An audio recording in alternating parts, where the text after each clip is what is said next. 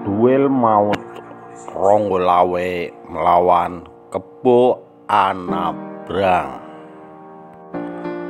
Ronggolawe merupakan salah satu pengikut setia Raden Wijaya yang turut merintis pendirian kerajaan Mojopahit pada tahun 1293 Masehi. Selain beberapa tokoh penting lainnya seperti Arya Wiraraja, Nambi, Kebo Mahisa atau Kebo Anabrang, juga Lembu Sora. Ronggolawe adalah salah satu putra Arya Wiraraja, Bupati Sumeneb di Pulau Madura. Selain itu, Ronggolawe juga berkerabat dengan Lembu Sora yang tidak lain adalah pamannya. 3 orang yang terkait jalinan keluarga ini mengabdi di Mojopahit sejak era Raja pertama, Raden Wijaya atau Kertarajasa Jayawardana 1293 sampai 1309. Andil atau jasa Ronggolawe, Lembu Sora, dan Arya Wiraraja sangat besar dalam mendukung perjuangan Raden Wijaya mendirikan kerajaan Mojopahit di tepi Sungai Brantas, Mojokerto.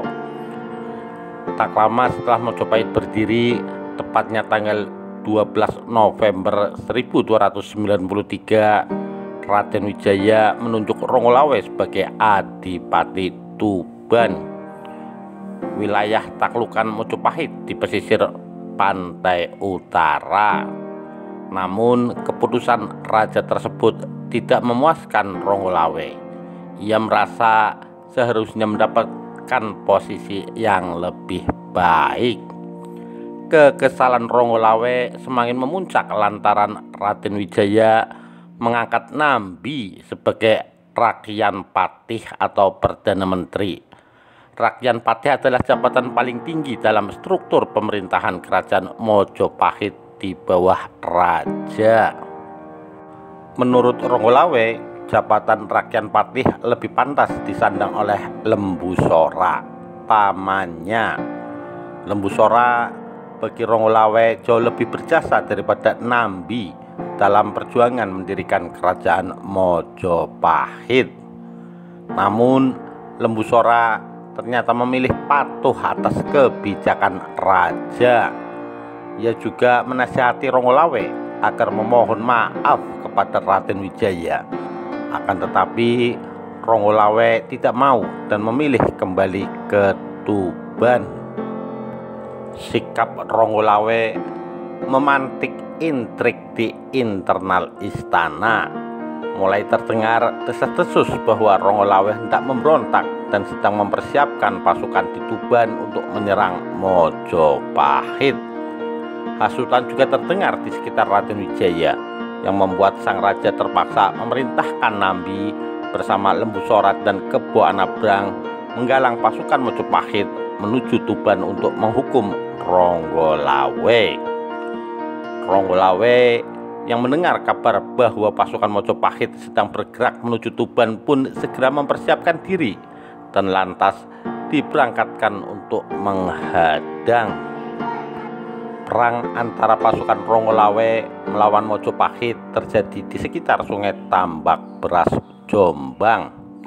Singkat cerita, terjadilah duel 1 lawan 1 antara Ronggolawe menghadapi Kebo Anabrang. Duel di tengah derasnya aliran Sungai Tambak Beras itu menguntungkan bagi Kebo Anabrang yang lebih piawai berenang.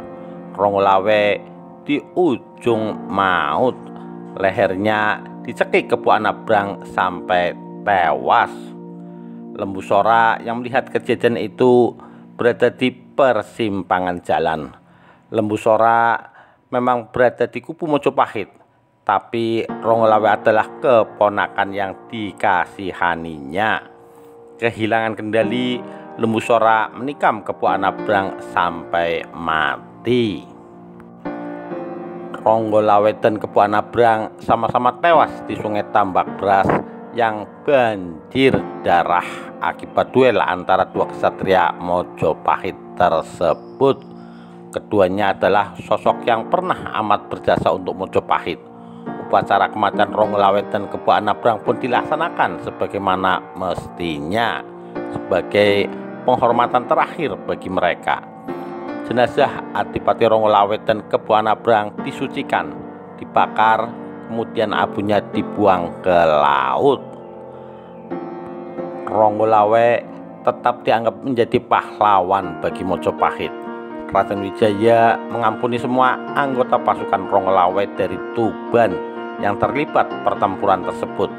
Bahkan keturunan Rongolawet masih diberi wewenang untuk memimpin Tuban.